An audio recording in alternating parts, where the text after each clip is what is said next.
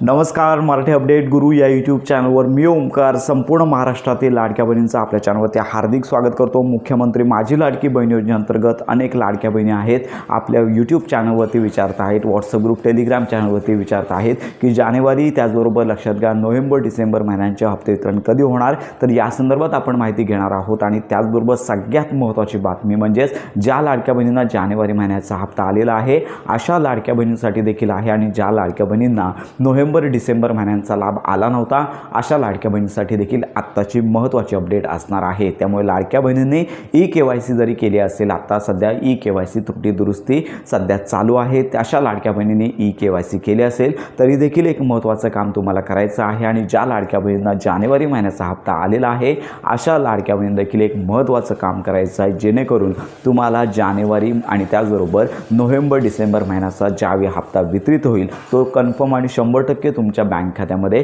येणार आहे। तत्पूर्वी हे महत्त्वाचं काम करा आणि हे महत्त्वाचं काम आहे आधार सीडिंग स्टेटस। आपण यापूर्वी देखील एक व्हिडिओ बनवला होता, तर याच्यामध्ये आपण सांगितलं होतं की सध्या लक्षात घ्या लाडक्या बहिणींची केवायसी दुरुस्ती प्रक्रिया 31 मार्चपर्यंत चालू आहे। जेवढ्या लवकर तुम्ही ही केवायसी कराल तेवढ्या लवकर हा लाभ वितरण ज्यावेळी सुरू होईल त्यावेळी त्या लाडक्या बहिणींना लाभ मिळणार आहे आणि लाडक्या बहिणींची प्रतीक्षा लवकर संपणार आहे। याच आठवड्यामध्ये पुढील काही दिवसांमध्ये अगदी आजपासून कोणत्याही वेळी लक्षात घ्या हप्ते वितरणाची घोषणा होईल, शासकीय मान्यता देणार GR लगेचच येईल आणि त्याच्यानंतर हा लाभ वितरण केला जाणार आहे। पण याच्यासाठी तुम्हाला एक महत्त्वाचं काम करायचं आहे की तुमचा आधार सीडिंग स्टेटस एकदा तुम्हाला खात्री होण्यासाठी चेक करायचं आहे।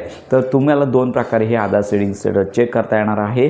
चला तर हे स्टेटस चेक करायचं कसं, अगदी तेही घर बसल्या चेक करायचं कसं या संदर्भात आपण संपूर्ण माहिती घेऊया। व्हिडिओ प्रॉपर पहा जेणेकरून तुम्हाला लक्षात घ्या तुमची ई-केवायसी झालेली आहे, तुमचा अर्ज पात्र आहे, पण लक्षात घ्या DBT जर ॲक्टिव्ह नसेल तर लाभ आहे तो पुन्हा शासनाकडे जाऊ शकतो। मागील काही महिन्यांमध्ये जो लाभ वितरित करण्यात आला तर याच्यामध्ये पोस्टामध्ये अनेक लाडक्या बहिणींचे अकाउंट होते, तर यांचं DBT डिॲक्टिवेट झाल्यामुळे त्यांचा लाभ आहे तो परत गेला होता।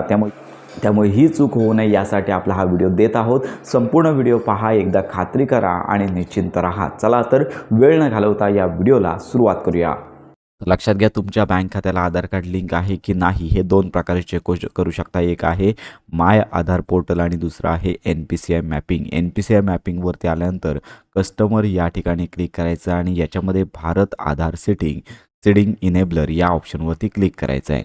अगदी काही क्षणातच तुम्हाला कळणार आहे की तुमचं आधार कार्ड तुमच्या बँक खात्याला सीडिंग आहे की नाही। तर इथे आधार मॅप स्टेटस या ठिकाणी क्लिक करायचं आहे, तुमचा आधार नंबर टाकायचा आहे, कॅप्चा टाईप करून चेक स्टेटस या टॅबवरती तुम्हाला क्लिक करायचं आहे। तुमच्या आधार संलग्न मोबाईलवरती OTP पाठवला जाईल आणि त्याच्यानंतर OTP टाईप करून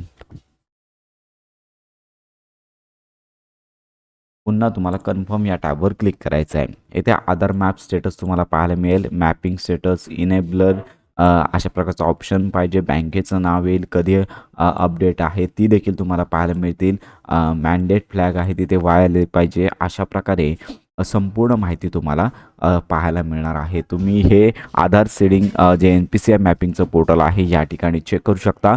तर आधार पोर्टलवरती देखील तुम्ही चेक करू शकता। सगळ्यात आल्यानंतर माय आधार या ठिकाणी तुम्हाला लक्षात घ्या बँक सीडिंग स्टेटस जे आहे तुम्हाला इथे खाली स्क्रोल डाऊन करून लक्षात घ्या की बँक सीडिंग स्टेटस देखील तुम्हाला या ऑप्शनवरती चेक करायचं आहे।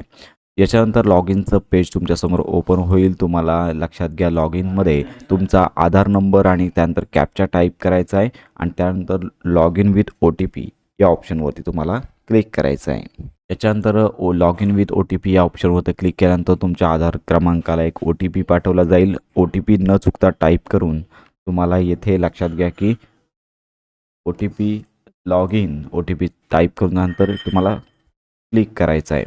याच्यानंतर पुन्हा अशा प्रकारचे ऑप्शन पाहायला मिळतील। खाली बघा इथे बँक सीडिंग स्टेटस या ऑप्शनवरती क्लिक करायचं आहे।